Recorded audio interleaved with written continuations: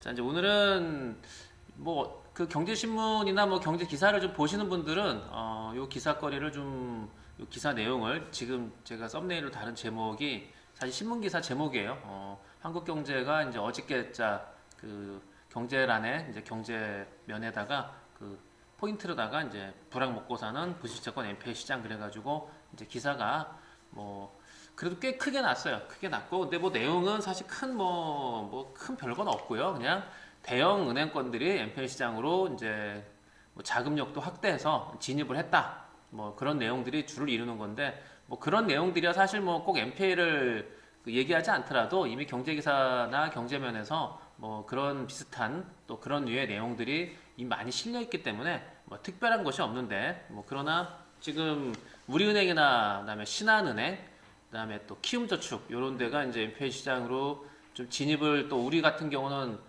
내다 팔았다가 다시 이제 진입을 하고요. 그리고 키움 같은 경우도 이제 자금을 한 5배 정도 자본금 늘려가지고 NPL 시장에 이제 뛰어들었어요. 그래가지고 그런 내용을 바탕으로 해서 그러면 뭐 그런 덩치 큰 사이에 낀 홍티경매하고 여러분들하고 우리가 돈을 벌기 위해서 뭐 NPL을 해야 되긴 하는데, 그 우리가 이제 끼어들 자리는 어떤 것이 있는지 한번 예정해 보면서, 예견해 보면서 설명을 좀 드리도록 하겠습니다.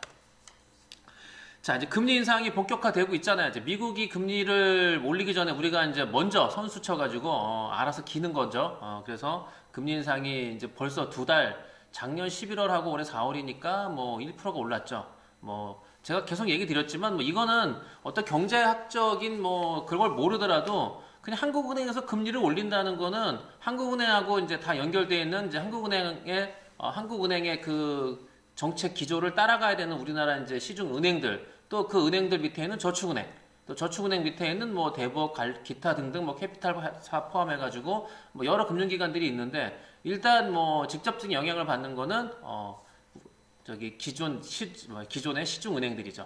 시중은행들이 지금 뭐 기사거리 보시면은 야 이거 대출금리 7%대 오는 거 아니냐라는 얘기들이 많이 있잖아요. 이러다가 진짜 그 예전에 뭐 1억 넣으면 한 달에 이자 60만 원씩 나오는, 그때는 뭐 이자가 어마어마했잖아요. 그러니까 저도 그때 몇 년도야?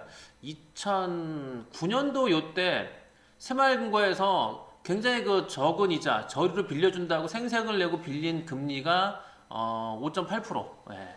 웬만한데 6%가 넘어갔어요. 은행권도 그때는 뭐 4%대 후반이 넘어갔고. 그런데 지금은 4% 그러면 사람들이 와 비싸다. 물론 뭐 대부업 이자하고 비교할 수는 없겠지만 1금융 이자가 지금은 뭐 2%대에서 이제 3%, 4%, 5% 넘어가서 뭐 6%대 가니까 이제 이자 부담이 증가하게 되는 거죠. 그러다 보니까 지금 금융권에서 바라보는 게, 야 이렇게 이자가 오르다가는 이거 분명히 부실 채권들이 쏟아진다.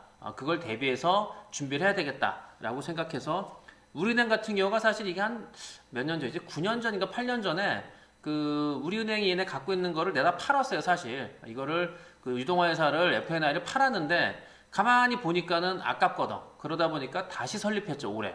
그리고 하나은행 같은 경우도 FNI 사업을 이제 유동화 회사입니다, 이게. 그 부실채권 사고 팔는.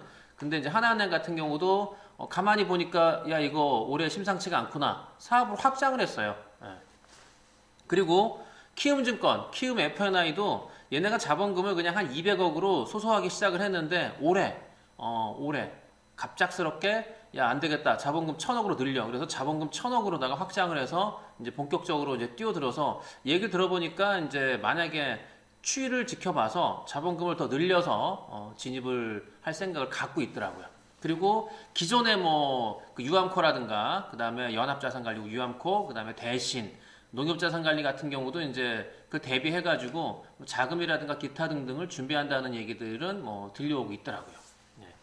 이게 이제 이유가 이겁니다. 이제 금융권에서 바라보고 있는 것 중에 하나가, 이제 오는 9월달, 저야 뭐 일반 제조업 사업이 아니기 때문에 뭐 9월달에 만기가 도래하는지 8월달에 도래하는지 알 길이 없는데, 근데 금융권에 이제 얘기를 그 기사도 보고 뭐 기타 등등 찾아보니까 보통은 이제 8월, 9월 달에 자영업자들이나 이제 작은 소상공인들, 이런 사람들한테 이제 담보대출이나 뭐 신용대출이나 뭐 기타 여러 가지 대출 해준 것들이 올해 이제 이 3, 4분기 정도에 만기가 도래한다는 거예요.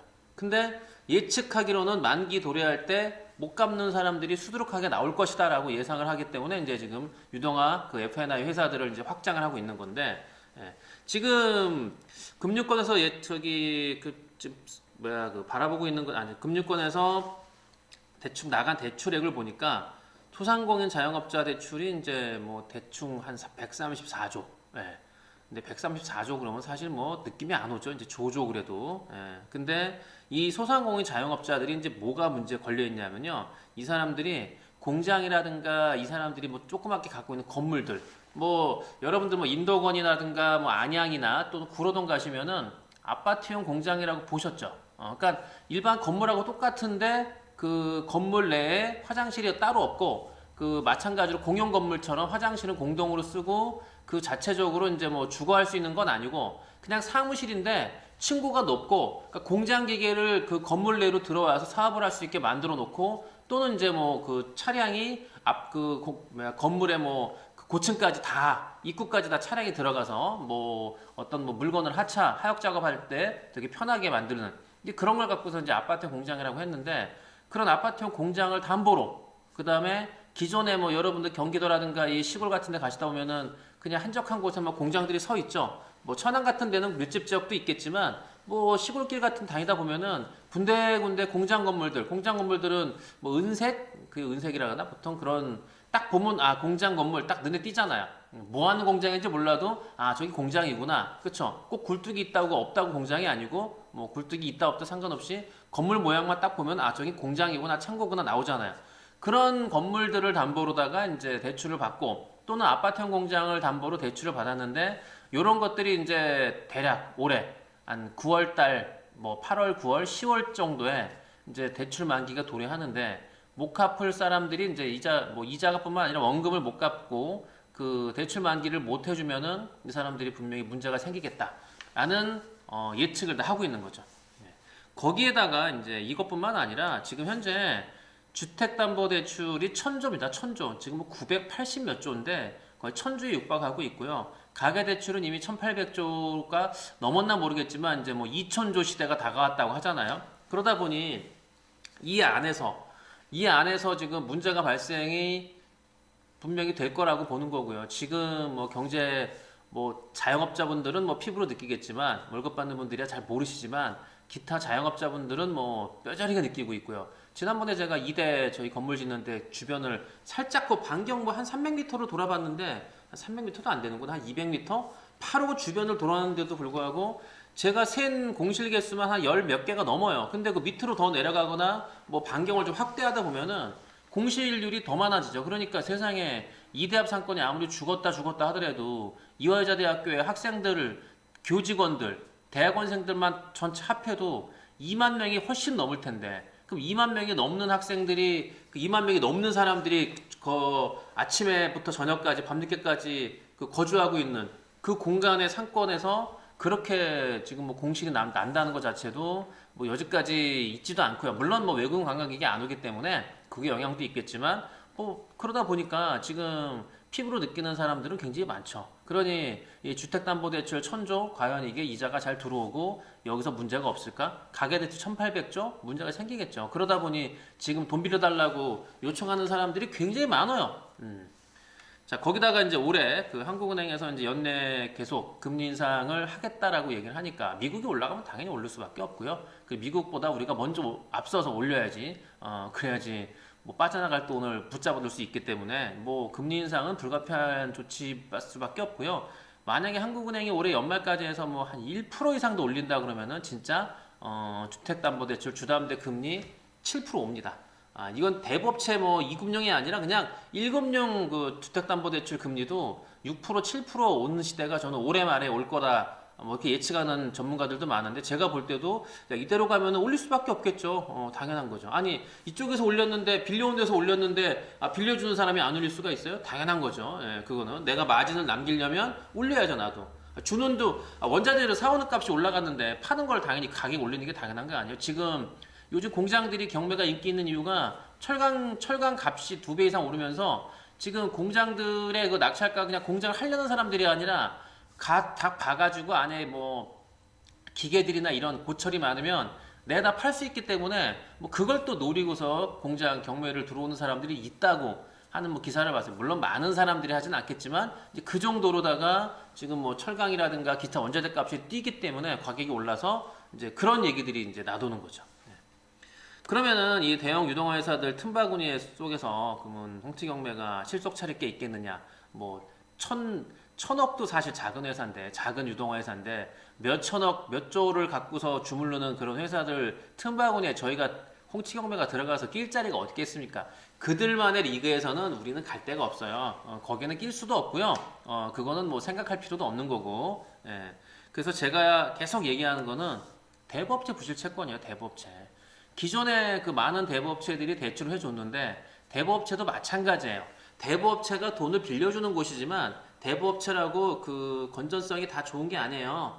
자본 건전성이 좋은 게 아니고 대부업체도 말 그대로 본인들도 돈이 있어야 돈을 빌려주는 거고요. 또 돈을 빌려준 곳에서 돈을 이자나 원금을 잘 회수를 해야 그걸 가지고 또다시 돈을 굴려서 수익을 창출하는 건데 마찬가지예요. 돈을 빌려줬는데 이자도 안 들어오고 원금 그 회수도 안 되고 경매를 넣어야 되는데 경매는 그냥 넣나요? 돈이 들죠. 예. 그런데 아니 그 돈이 예를 들어서 그냥 한두 곳이라면 상관없는데 몇 군데가 그냥 계속해서 연체가 되고 경매를 넣기 시작하면은 대부업체 입장에서도 이걸 끌고 간다는 게 부담이 아닐 수 없기 때문에 그래서 대부업체들도 자기들이 갖고 있는 그 근저당 채권 부실난 거 이자가 안 들어오는 거 그게 NPL이죠. 그거를 팔려고 시도하는 거예요. 근데 아직까지는 이제 그 발등에 크게 불이 안 떨어졌기 때문에 뭐 지금은 실속을 다 차리려고 하는 거고, 근데 시간이 가다 보면 저는 이것도 그 정리가 될 거라고 예상을 하고요. 그러다 보니까 뭐 좀 더디 가긴 하지만은